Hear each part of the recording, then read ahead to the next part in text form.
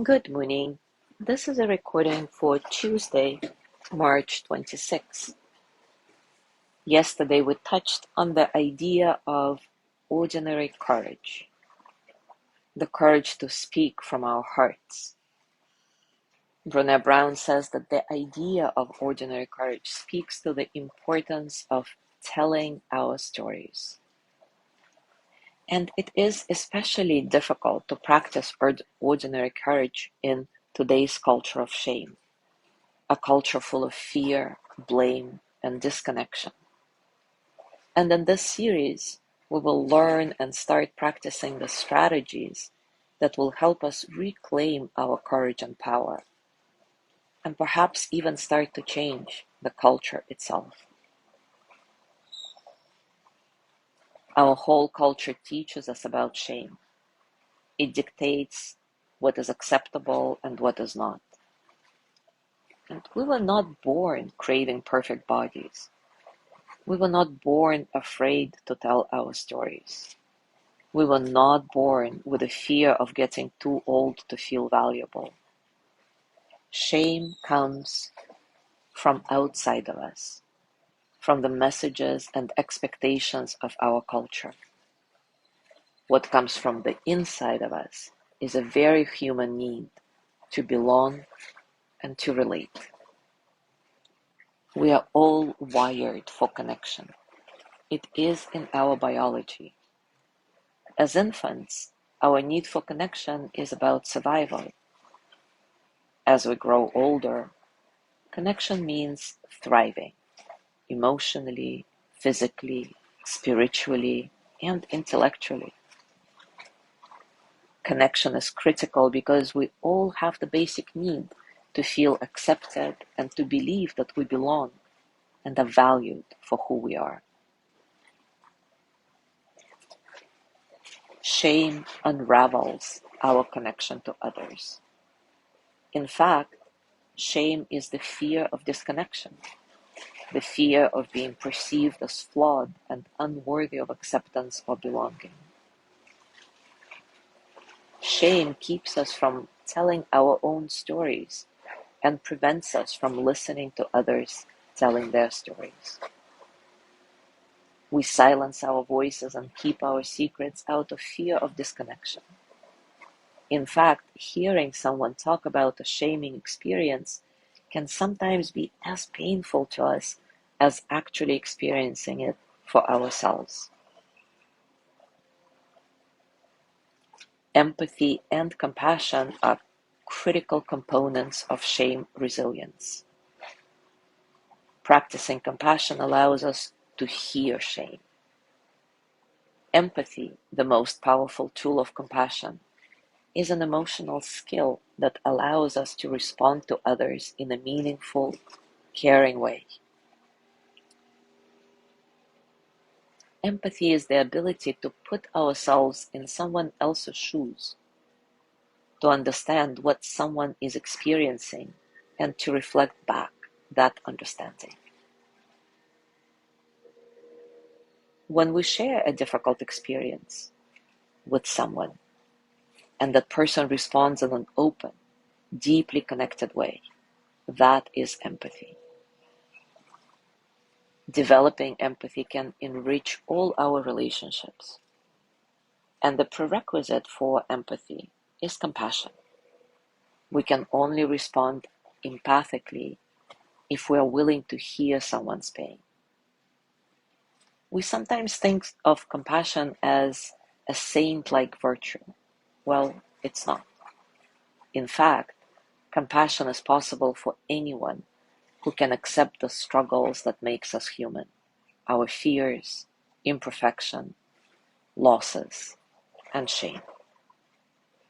We can only respond compassionately to someone telling their story if we embrace our own story, shame and all. Compassion is not a virtue. It is a commitment. It's not something we have or don't have. It's something we choose to practice. So can we be with someone who is in shame and open up ourselves up enough to listen to their story and share in their pain. So today, let's do a practice of compassionate abiding together, starting to develop this skill of compassion, developing the commitment of compassion, first to ourselves. As always, take a comfortable position and take a few moments to settle. Settle into your body, into your heart, into your mind.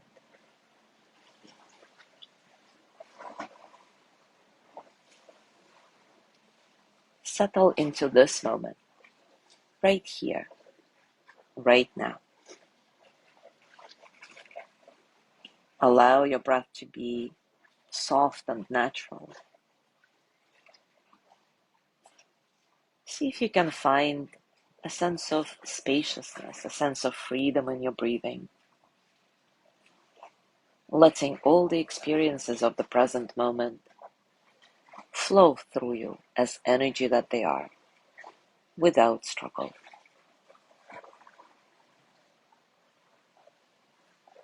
The practice of compassionate abiding is a way of bringing warmth to our unwanted feelings. It is a direct method for embracing our experience rather than rejecting it. So now recall a situation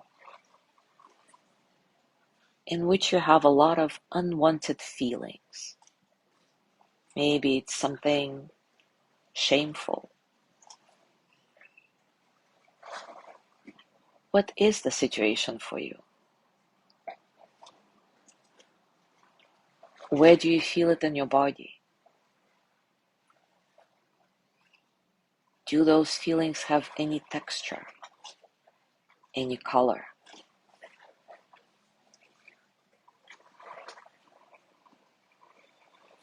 Breathe in these shameful feelings, allowing them in completely.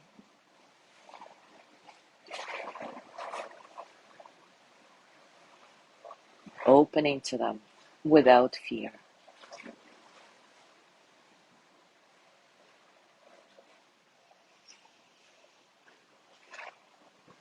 The in-breath can be deep and relaxed. Anything that helps you to let the feeling be there. Anything that helps you to not push it away. As you breathe out, you relax and give the feeling some space.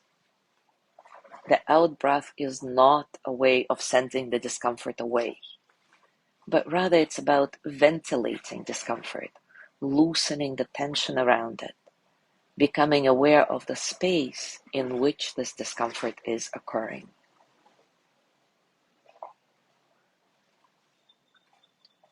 Maybe gently remind yourself, how human of me to feel this way.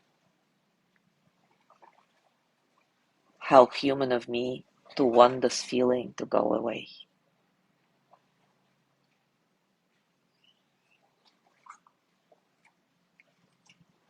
What thoughts are being provoked as you remember the situation and contact the feeling?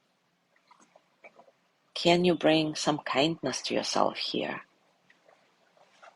Once again, maybe remind yourself, how human of me. Breathe in and allow all these thoughts in, opening to them, not pushing them away. Breathe out and create some space around the thoughts, around the discomfort.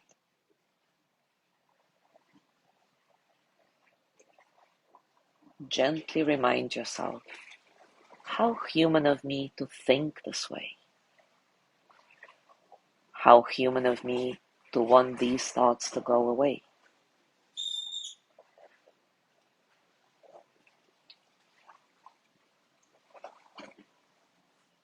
This practice helps us develop unconditional self-acceptance. because we are willingly touching parts of ourselves that we are not proud of, that we are ashamed of. We touch feelings that we think we should not be having.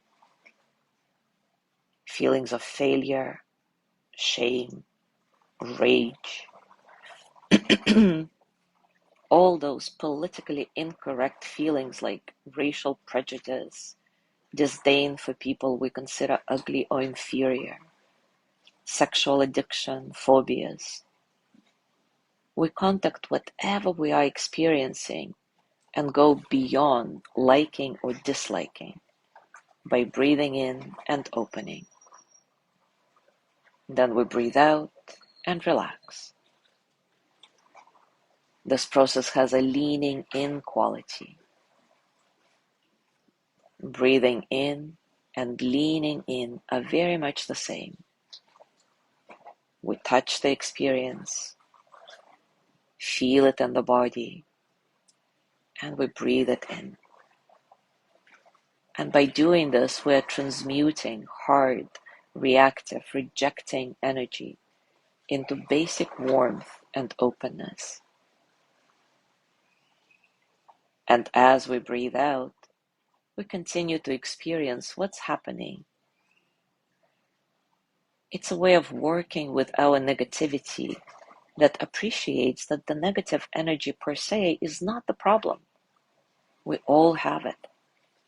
Confusion only begins when we cannot abide with the intensity of the energy and therefore start spinning off. Staying present with our own energy allows this energy to keep flowing, to move on. Abiding with our energy is the ultimate non-aggression, the ultimate self-acceptance. So continue in this way for another minute or so. I'll be silent to give you space to touch your direct experiences without the distraction of my voice.